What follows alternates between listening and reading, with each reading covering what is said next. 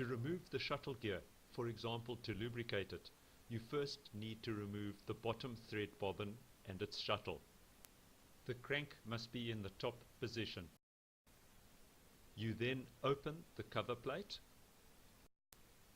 remove the bobbin, remove the bobbin shuttle, and you will now be able to access the shuttle gear itself.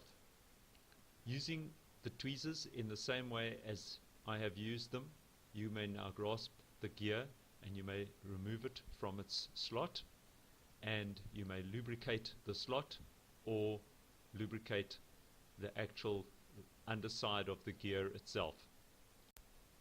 When you replace the shuttle gear in its slot, you need to make sure that it goes back in the same position that it came out from, because this is very important for the timing of the shuttle and for the machine to work correctly.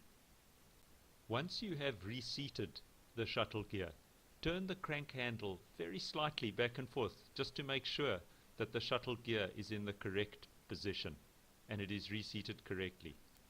You can then reinstall the shuttle and the bottom thread bobbin.